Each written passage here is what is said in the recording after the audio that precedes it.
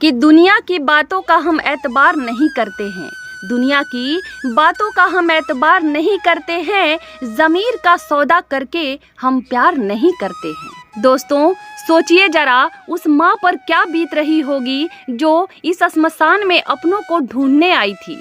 तभी उस भयावह सन्नाटे को चीरती हुई एक हृदय विदारक आवाज गूंजी। यह कोई साधारण विलाप नहीं था, यह उस रानी का आर्तनाद था जिसने अपने जीवन का हर क्षण आंखों पर पट्टी बांधकर एक स्वेच्छा से चुने गए अंधेरे में बिताया था। हस्तिनापुर की महारानी गांधारी, वह ठोकरें खा रही थी, उनके कांपते हाथ हवा में टटोल रहे थे, उनके पैर रक्त और कीचड़ से सन चुके थे, लेकिन उन्हें कोई परवाह नहीं थी। वे जमीन पर बैठकर एक एक शव को छू रही थी। दुर्योधन, दुःशासन, विकर्ण, मेरे बच्चे, कहाँ हो तुम? एक माँ के लिए अपने जीवित पुत्र का स्पर्श ही संसार का सबसे बड़ा सुख होता है, लेकिन गांधारी के हाथ आज ठंडे, कठोर और क्षत विक्षत शरीरों को टटोल रहे थे। 1, 2, 10, 50, पूरे 100 पुत्र और एक भी जीवित नहीं।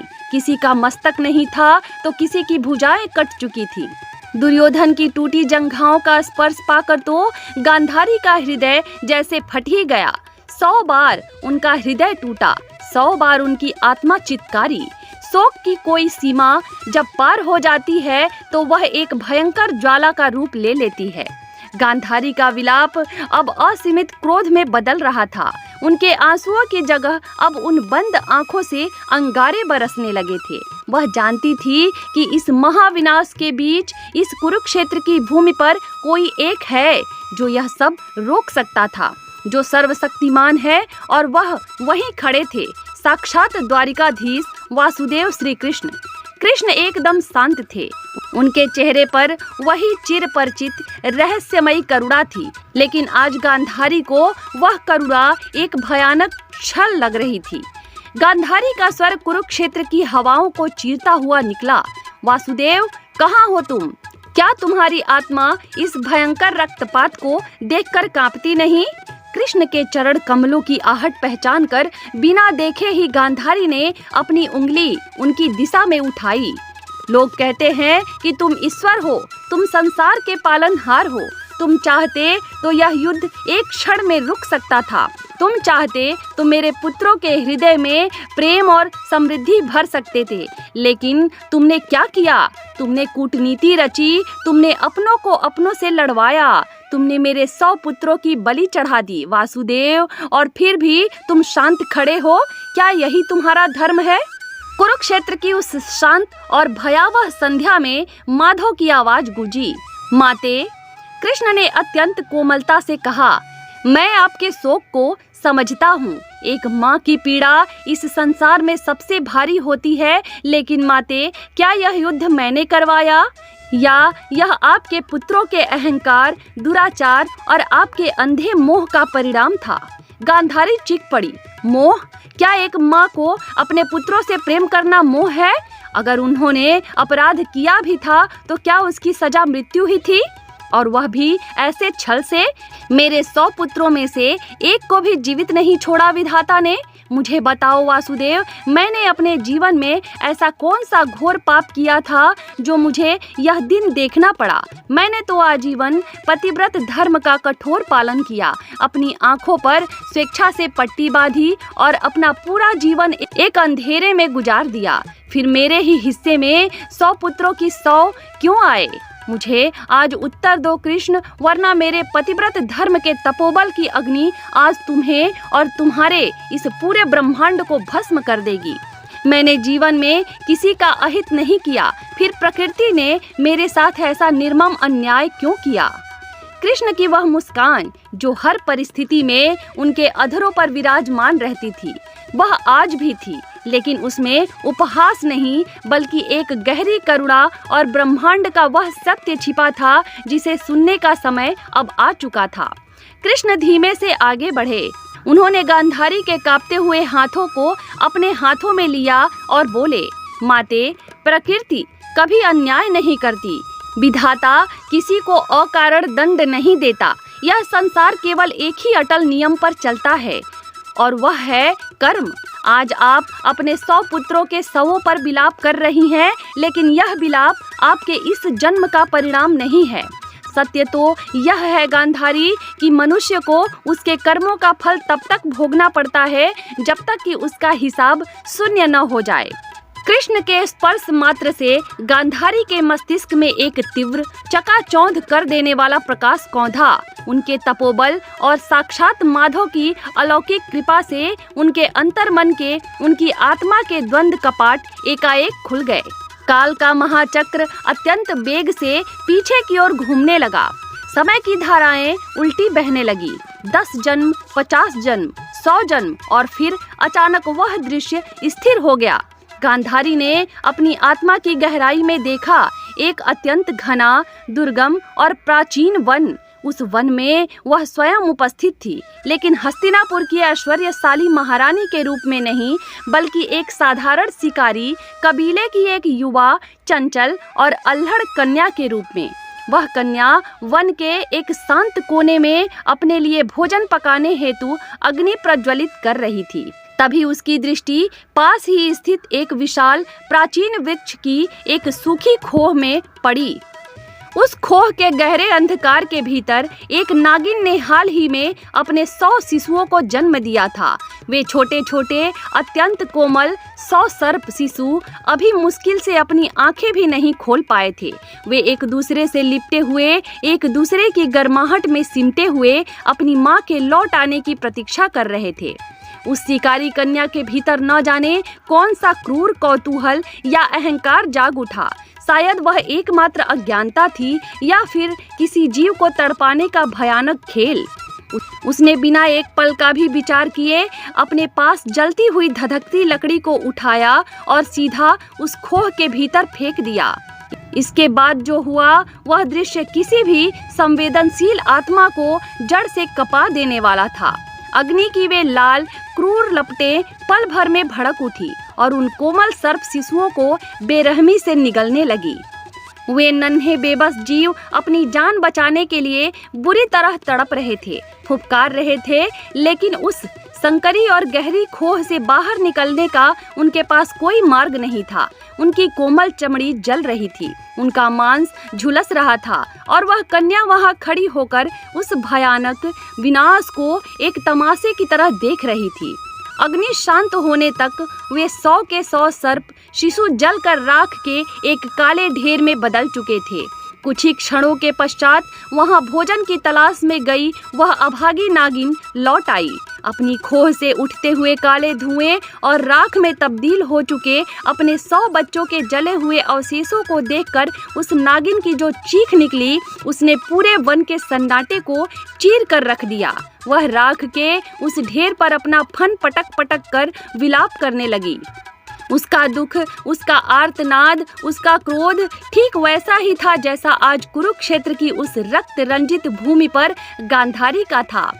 उस नागिन ने अपनी जलती हुई क्रोध से भरी लाल आंखों से उस कन्या की ओर देखा और अपने टूटते हुए हृदय के पूरे संचित दर्द के साथ एक भयानक श्राप दिया।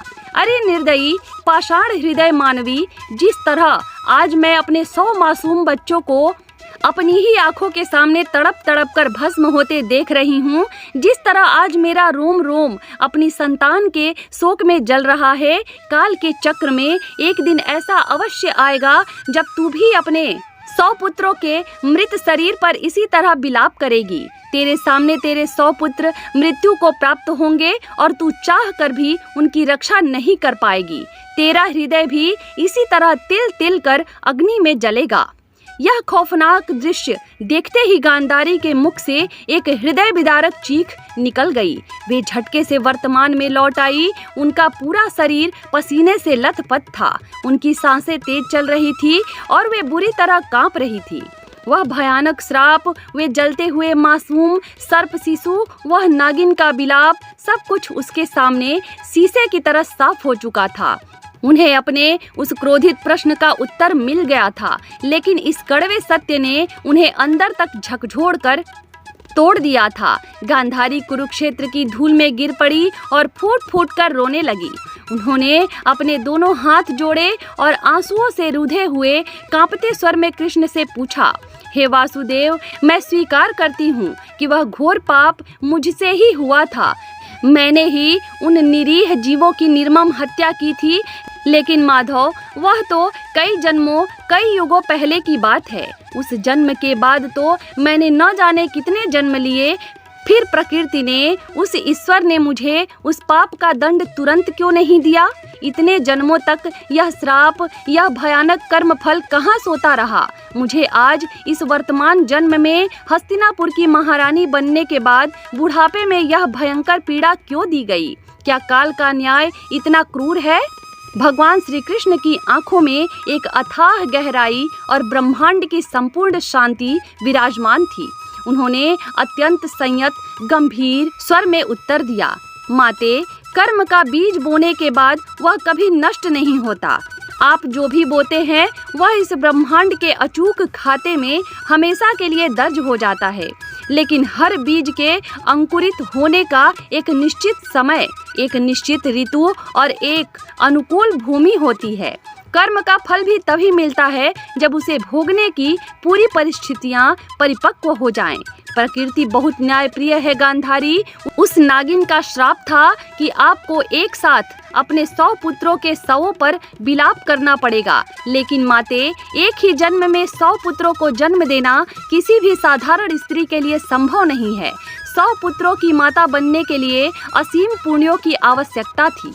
आपके पिछले कई जन्मों की कठोर तपस्या, इस जन्म में भगवान शिव की अनन्य आराधना और आपके निस्वार्थ पतिव्रत धर्म के तपोबल ने ही उस विशाल पुण्य का निर्माण किया, जिससे आपको 100 पुत्रों की प्राप्ति का दुर्लभ वरदान मिला।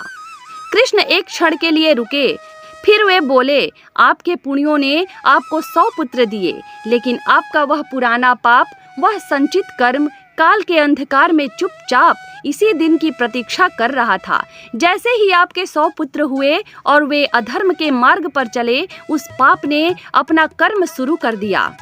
कर्म कभी किसी का पता नहीं भूलता माते। वह किसी राजा या रंक में कोई भेद नहीं करता। चाहे 100 जन्म बीत जाएं या 1000, कर्म फल जीव को उसी तरह अचूक रूप में ढूंढ लेता है, जैसे हजारों गायों के बड़े झुंड में एक बछड़ा अपनी माँ को खोज लेता है। इसलिए यह मत सोचिए कि विधाता ने आपके साथ कोई अन्याय किया है। ईश्वर न तो किसी को दुख देता है और ना ही सुख। ईश्वर केवल कर्मों का एक निष्पक्ष साक्षी है। यह कुरुक्षेत्र का भयानक मैदान, यह महाविनाश, यह सब आपके और आपके पुत्रों के कर्मों का ही अंतिम और अटल परिणाम है। कृष्ण के इन दार्शनिक और अकाट्य वचनों को सुनकर गांधारी अवाक रह गई। उसका मन एक भयंकर अंतर्द्वंद से गुजर रहा था। एक और कर्म का वह नग्न कठोर सत्य था जिसे वह झुठला नहीं सकती थी, और दूसरी ओर एक माँ का वह कोमल लहूलुहान हृदय था जो किसी भी तर्क को मानने के लिए तैयार नहीं था। वह सत्य के अत्यंत तीव्र प्रकाश से अपने उस जन्म जन्मांतर के पाप को देख चुकी थी। उन्हें उस बेबस नागिन की चीखें अपने कानों में गूंजती हुई स्पष्ट महसूस हो रही थी। पश्चाताप की अग्नि में उनका रोम रोम जलने लगा था। लेकिन पुत्र शोक की पीड़ा, जो इस ब्रह्मांड की सबसे बड़ी और असहनीय पीड़ा मानी जाती है, वह उस पश्चाताप के भाव पर भी हावी हो रही थी। उन्होंने अपने मृत पुत्रों के क्षत विक्षत शरीरों की ओर देखा और फिर धीमे से दृष्टि उठाकर कृष्ण की ओर देखा। उनका शोक एक बार फिर उस भयानक और असीमित क्रोध में परिवर्तित होने लगा, जो किसी भी सृष्टि को, किसी भी त्रिलोक को भस्म करने की शक्ति रखता था। गांधारी अपने स्थान से उठी। उनके बिखरे हुए सफेद बाल कुरुक्षेत्र की उस सर्द और डरावनी हवा में उड़ रहे थे। उनके मुखमंडल पर एक अलौकिक भयंकर तेज था, जो उनके आजीवन पतिव्रत धर्म के पालन से उत्पन्न हुआ था। उन्होंने कांपते हुए लेकिन एक वज्र के समान कठोर और खौफनाक स्वर में कहा, मैं मानती हूँ वासुदेव, मैं स्वीकार करती हूँ कि मेरे पुत्रों का अंत मेरे ही पूर्व जन्म के कर्मों का फल था। मैं मानती हूँ कि दुर्योधन और दुशासन ने अपने अहंकार में अंधे होकर अधर्म का मार्ग चुना था, लेकिन तुम तो ईश्वर हो, तुम तो त्रिलोकीनाथ हो, तुम तो सर्वज्ञ हो। तुम चाहते तो अपनी माया से, अपनी अलौकिक दिव्यता से इस महाविनाश को टाल सकते थे। तुमने जानबूझकर इस महायुद्ध को होने दिया। तुमने कुरु वंश का समूल नाश होने दिया। तुम मूक दर्शक बनकर यह सब देखते रहे। यदि तुमने मेरे कुरु वंश को आपस में लड़वाकर इस तरह निर्दयता से नष्ट किया है तो सुनो वासुदेव, आज एक शोकाकुल माँ अपने जीवन भर के पतिव्रत धर्म और अपने संपूर्ण तपोबल की सौगंध खाकर तुम्हें श्राप देती है। जिस प्रकार आज मेरे 100 पुत्र एक दूसरे के रक्त के प्यासे होकर इस मिट्टी में मिल गए हैं, ठीक उसी प्रकार तुम्हारा यदुवंश भी आपस में लड़कर एक दूसरे का रक्त बहाकर पूरी तरह नष्ट हो जाएगा। आज से ठीक 36 वर्ष पश्चात तुम्हारे ही कुल के लोग एक दूसरे के प्राणों के शत्रु बन जाएंगे और तुम जो स्वयं को एक ब्रह्मांड का स्वामी कहते हो, अपने ही सामने अपने वंश को तड़प तड़प कर मिटते हुए देखोगे और कुछ नहीं कर पाओगे। अंत में तुम भी एक अनाथ, असहाय और साधारण मनुष्य की भांति किसी निर्जन वन में अत्यंत दयनीय अवस्था में मृत्यु को प्राप्त होगे।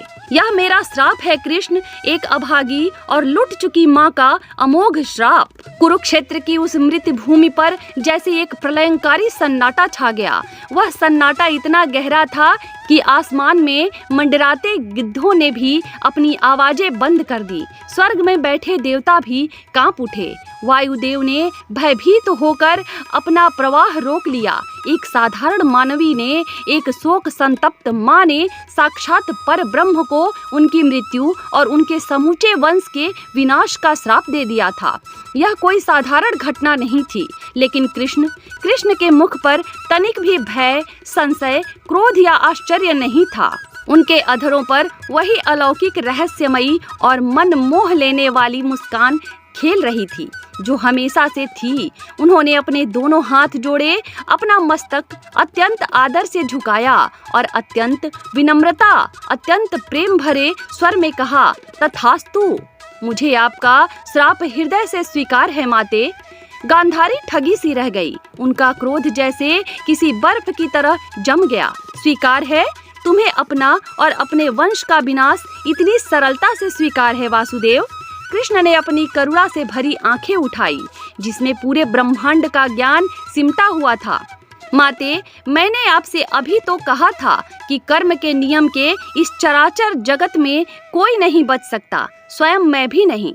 ईश्वर जब मनुष्य रूप में अवतार लेता है तो वह भी प्रकृति के नियमों के अधीन हो जाता है। मेरा यदुवंश आज अजेय हो चुका है। उसके पास अपार शक्ति, अथाह धन और साक्षात मेरी छत्र छाया है। लेकिन माते, यही शक्ति अब उनके भीतर अहंकार का भयंकर विष घोल रही है। भविष्य में वे भी अधर्म और उदंडता के मार्ग पर चलेंगे और इस पूरी पृथ्वी पर कोई ऐसी शक्ति नहीं है जो यदुवंशियों को परास्त कर सके, सिवाय स्वयं यदुवंशियों के। इस धरती पर धर्म की पूर्ण स्थापना के लिए और पृथ्वी का भार हल्का करने के लिए उनका विनाश भी उतना ही आवश्यक है जितना आपके कौरवों का था। मैं तो केवल एक बहाने की, एक माध्यम की प्रतीक्षा कर रहा था माते, और आज आपके इस श्राप ने मुझे वह पवित्र माध्यम दे दिया। रही बात मेरे मृत्यु की, तो जो जन्म लेता है वह मृत्यु को अवश्य प्राप्त होता है। जब मेरा इस पृथ्वी पर उद्देश्य पूर्ण हो जाएगा तो मैं स्वयं इस नश्वर शरीर को त्याग दूंगा। आपने मुझे श्राप नहीं दिया माते, आपने तो मेरे ही रचे हुए विधान को, इस सृष्टि के चक्र को पूरा किया है। आपने मुझे श्राप देकर स्वयं को उस भयानक कर्म बंधन और अपने हृदय के उस बोझ से हमेशा के लिए मुक्त कर लिया है।